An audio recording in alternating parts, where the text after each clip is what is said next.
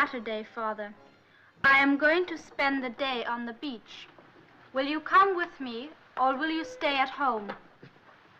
No, I shall be going to the office. I wish I could take the day off, but with me, business comes first. Will you come with me, Mother?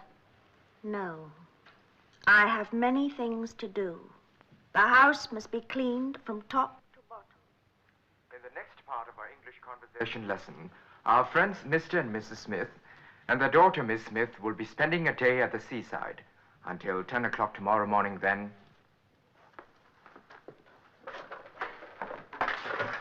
Tomorrow's script, Mr. Toy. Thank you. Tomorrow will be soon enough. How about cutting out, baby? I'll buy you a drink. Sorry, I've got some translation to do. Do not work too hard, Miss Kent, or you will strain your mind. Colonel Graves, please. Colonel Graves, Chantong here. I must talk to you right away. No, not at your office. I've got my family in Hankow to think of. Very well. At the surgery, the other doctor. In 10 minutes. I'll be back after rehearsal.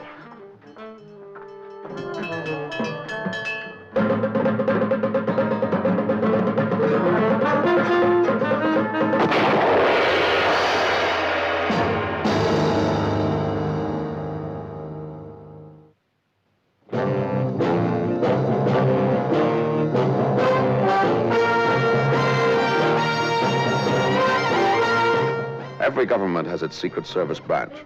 America, it's CIA, France, Deuxième Bureau, England, MI5. A messy job? Well, that's when they usually call on me or someone like me. Oh, yes. My name is Drake. John Drake.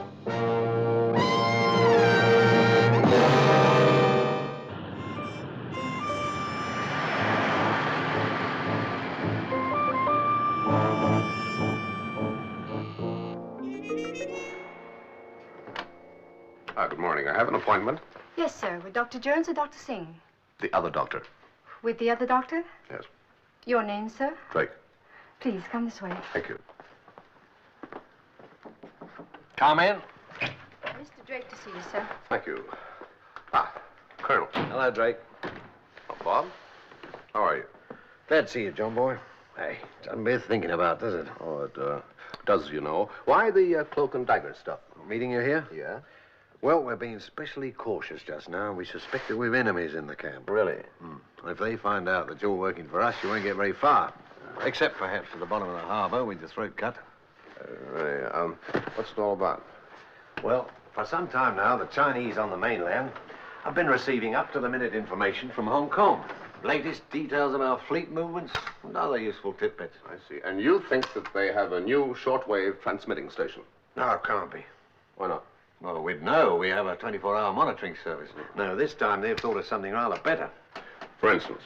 Well, possibly a way of using our own daily broadcasts. I see. And what led you to this monumental conclusion, Bob? Well, a couple of weeks back, I was approached by a Chinese sound technician. He suspected there was some funny business going on in one of our programs, the English conversation lesson. Well, I arranged to meet him. Didn't expect much to come of it. And then he was shot. So I began to take an interest. Who shot him? We don't know. It happened in the studio. There was a lot of panic and confusion. The killer got away. What else? Well, now, our agents on the mainland have come up with one rather curious fact. There's one program from here that the Chinese over there have never jammed. The English conversation lesson? Of course, we could cancel the program, but they'd soon find some other channel. And what we got to do is to find out how they're working it and root out the whole organization. And that's my little show. I'm hoping so. All right. Well, for a start, I might get a job in the radio station. Good idea. I'll put a word in for you with the director. Well, second thought's better if I have a less formal introduction. Tell me, can you find me a man on your staff who could put up a really good fight if necessary? Sergeant Carib.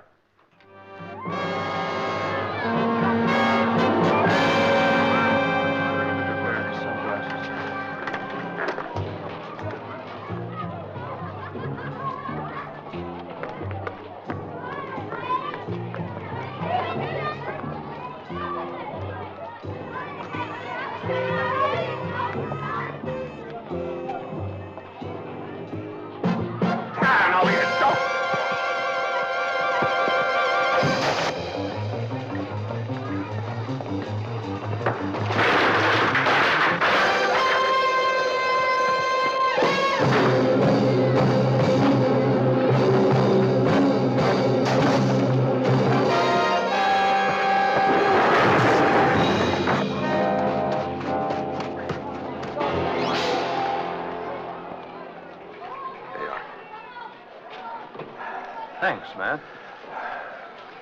Worth a drink? You haven't been here long, have you? No, long enough to work up a thirst. Then there's something you ought to know. Hong Kong's strictly #1, Bill. Never help anyone but yourself in this town. Whiskey. Make it 2. You busted? Flat. Off a ship?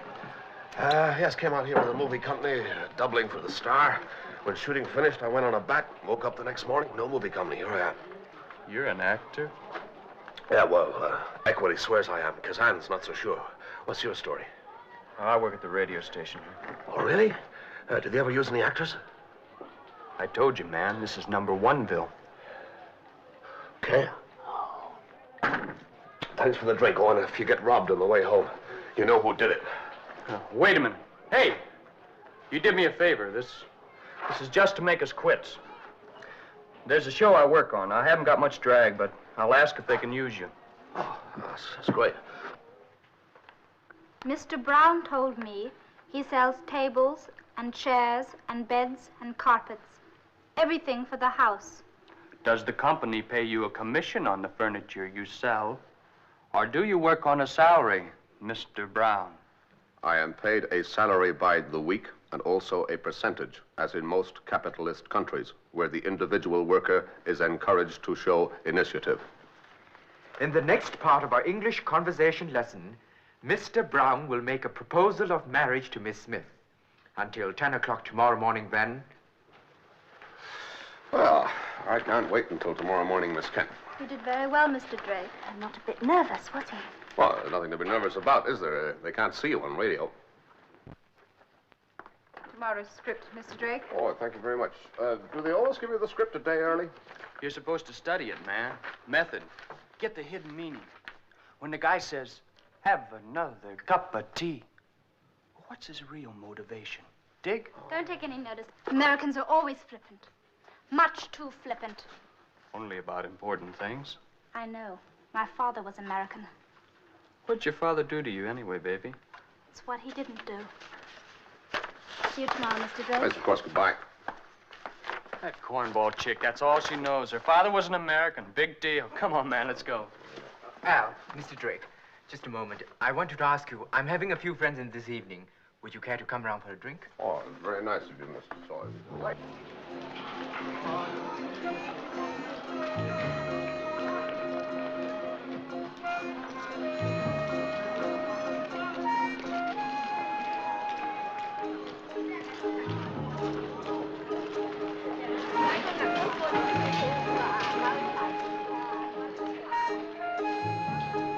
Carol, why are you following me?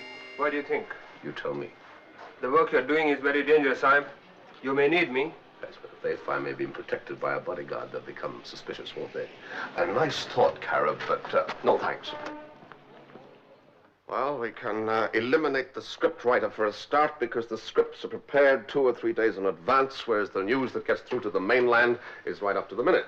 Do any of the actors make last-minute changes in their lines? No, they read them from the scripts just as they are. Unless, of course, it's the way they read them. You mean stressed words, that sort of thing? Yeah. That narrows the field down to the 3 actors on the show. And the producer, Mr. Toy. He makes the announcements. I wonder, could you get me a character background on each one of them by this evening? Sure, but why by this evening? Well, Mr. Toy is throwing a party. They're all going to be there. Al Jason, Mrs. Harkness, Susan Kent, all of them. What are you cooking up? Well, it seems to me that we can't really know anything about the code until we discover who's sending it out, can we? I can bring them all in. The question. No. Chin Tongue's murder's enough reason No, for that. if you don't mind, Bob, leave it to me. Let me set the trap. Come into my parlor, set the fly to the spider. What kind of a trap? Well, I go to the party. I talk a lot. I concentrate on each one of them at a time. I say the sort of things that should scare the guilty party, and then I wait for one of them to make a counter move. Could be dangerous. Well, not necessarily. I'm expecting trouble. I'm ready for it. This isn't Washington. I'd hate you to get yourself murdered. Oh, thanks. Appreciate that. Oh, we've known each other a long time, Drake. You mean that you're not just speaking to me as a policeman? Well, I hope I'm speaking as an old friend. You'd be happier if I had a bodyguard? Much happier. Will you let me? Let you? Who are you kidding? I'm not kidding. All right, I'll take your word for it. I'll have some news for you after the party, I hope. About midnight. I'll wait for your call. All right. So, you think I don't take my work seriously, Mrs. Harkness? Mr. Drake, I never said anything. Shall I tell you why I don't take my work seriously? Because there's something funny about that program of ours. Tom, tea-tom, tea-tom, tea-teedle-tea-tom, tea-tea-tom-tom. See what I mean? I haven't the faintest idea. Oh, yes, I think you have, Mrs. Harkness, because you see, I don't sell furniture at all. I am an actor with a very good ear. Mr. Jason, I don't think Mr. Drake feels No, quite perfectly. himself. All right, thank you, Mrs. Harkness. Lay off the juice, man. You want to get stranded again? Oh, I think you're right, Jason. From now on, I'll be like you and mind my own business. Oh, Miss Kent, having a nice, serious time? Oh, I'm not always serious, Mr. Drake. Such a pretty girl, they said, but always so serious. Who said? Oh, not me, they, because I know why you're serious. You do? Oh, yes, you're not happy with the job you're doing. Oh, I like my job well enough, Mr. Drake. It's easy to make fun of it. We can't all play Shakespeare. That's true, but what about your other job? You mean my translation? No, I don't mean your translation. Then I don't know what you're talking about. Oh, yes, you do. But let's leave that for the moment. You always lived in Hong Kong. Yes, I was born and brought up here. I live with my uncle now. Oh, yes, I remember. The girl who will never be able to forgive her father. I loved my father, Mr. Drake. But he couldn't forgive me for being half Chinese. Yet my mother could forgive him for being American. Forgive me for being a little, This is it's a great party you're giving here, Mr. Toy, old boy. Thank you, Mr. Drake. I'm glad you could come. Oh, so am I, because as a matter of fact, I wanted the opportunity to have a little chat with you. I'm by way of being a friend of yours. Did you know that? I hope I have many European friends. Oh, no, he wasn't a European. Who do you mean? Well, he knew you. He was interested in you, passionately interested in you, but he had an accident. He got himself shot in the studio. Oh, Cheng Tung. Yeah, that's right. Oh, but there's no need to worry. You see, I'm the only person in the world who knows why he was so interested in you. Only person in the world. Excuse me. Good.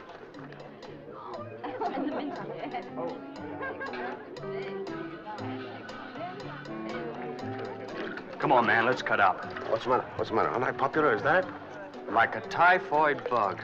Man, that's all I needed was to get mixed up with a... come on, where do you live? Me, anywhere, everywhere. Well, you can sleep it off on my couch. All right. Let's go and have a couple of drinks someplace first, shall we, huh? All right.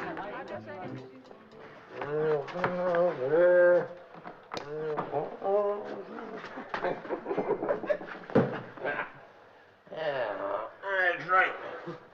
Help yourself.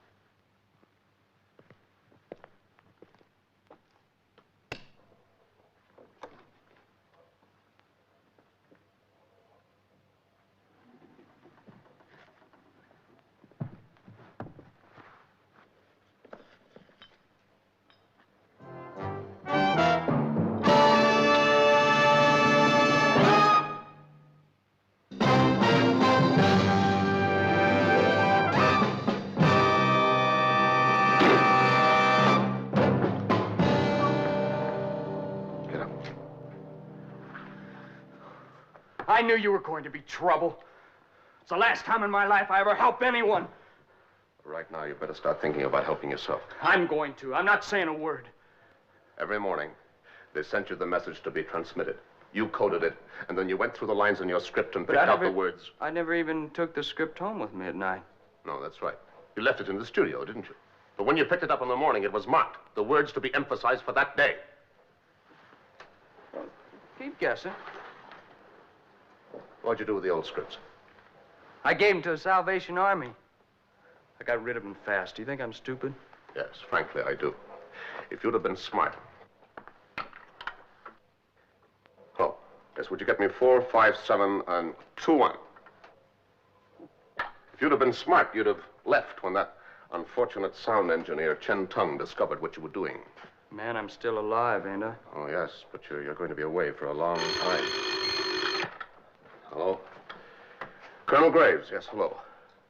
We're in Hotel La Paz, room 28. Yeah, thank you.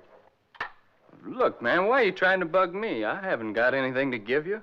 You mean you don't know who any of them are? You have no contacts? About 3 months ago, I got a ring in the middle of the night. Do I want to earn some bread? Sure I do. So the next day, I leave the script at the studio.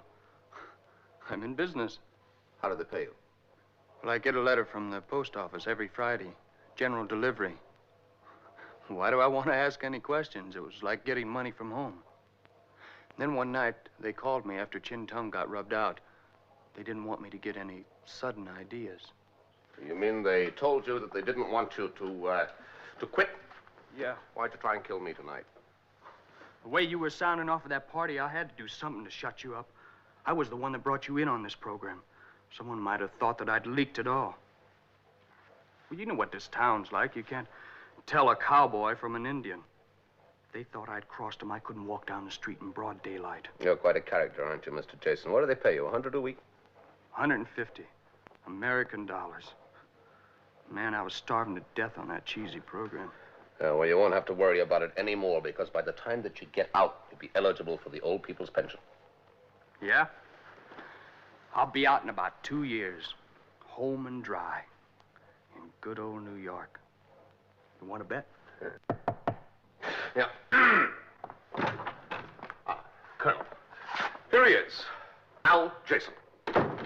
Attempted homicide, conspiracy, assault with a deadly weapon, conspiracy to commit treason, and, oh, I forgot, he murdered Chen Tung. Man, you know I didn't. Well, somebody did, and you're all that we've got. All right, come on, Buster. Look, man, I'm telling the truth. I got nothing to give you. What do you want from me? Deal the cards, I'll play. All right. You stay here tonight. Colonel, can you put a guard on him to make sure he doesn't make any phone calls? And tomorrow morning, you go along to the radio station. You pick up your script and read it in the studio exactly as you've always been doing. All right?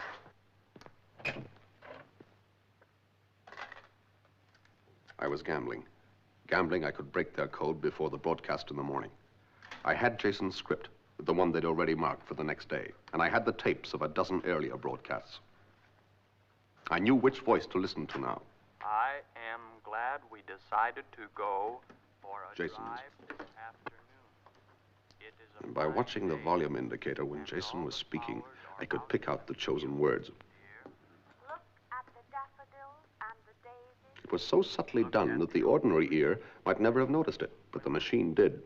Tomorrow will be The first part of the job was to go through the tapes and list the words that he emphasized. But that was only the beginning. I still had to make sense of them, find some relationship between them. I wish I could take the day off, but with me But the words themselves meant nothing. They were ciphers in a code, probably some quite simple code, because the words available to them in any given day's script were limited by the lines Jason had to speak.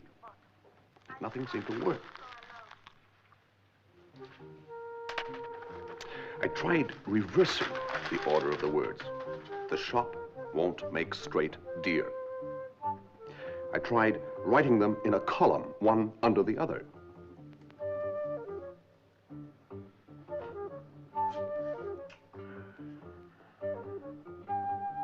And then, suddenly, a name jumped out of the page at me. A name formed by the third letter of each word.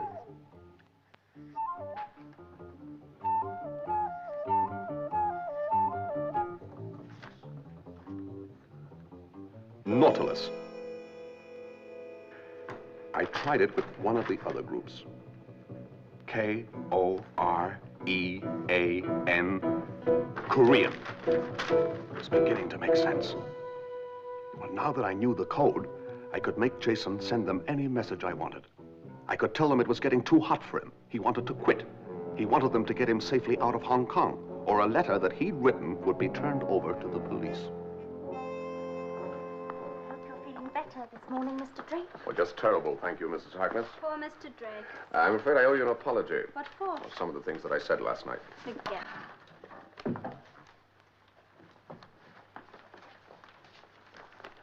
Silence, please. And now for the English conversation lesson. Mr. and Mrs. Smith are on the beach.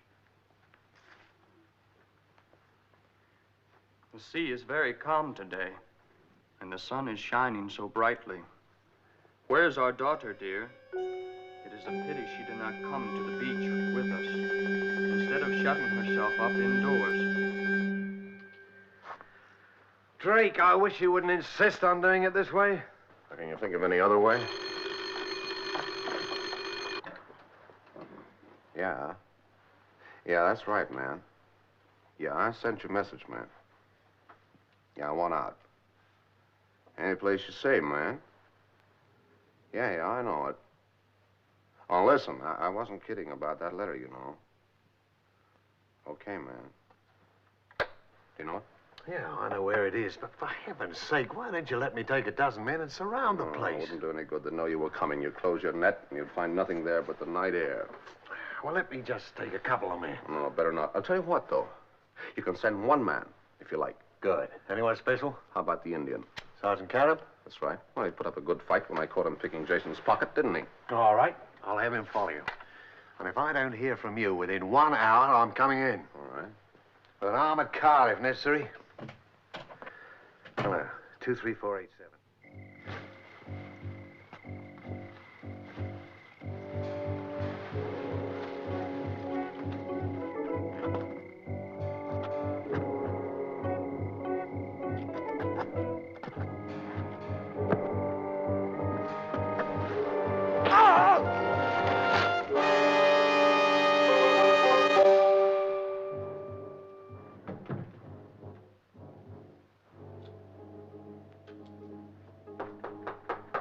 Come in, Mr. Jason.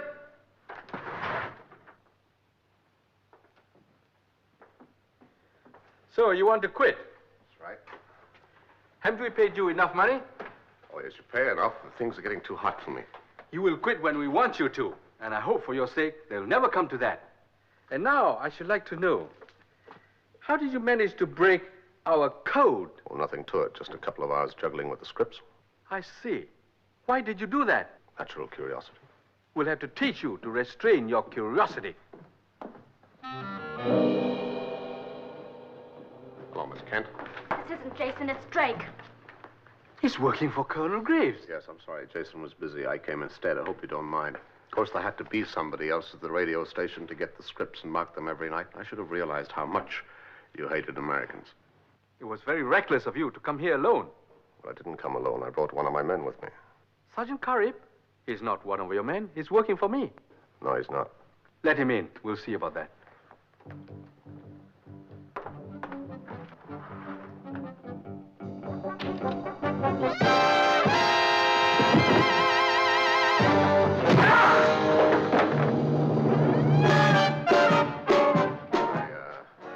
I hate to do this to a fellow artist, Miss Kent.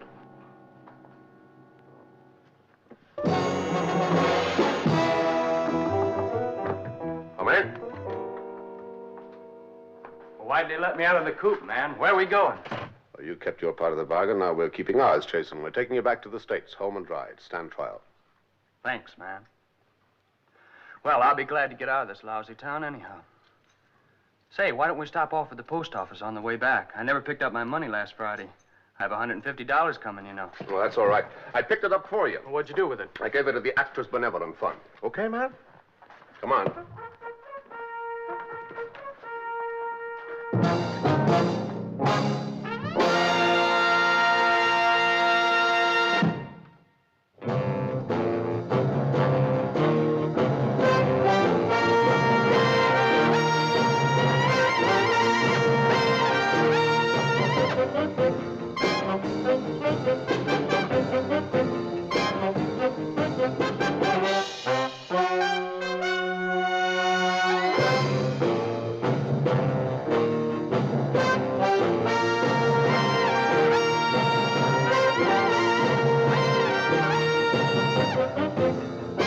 Yes.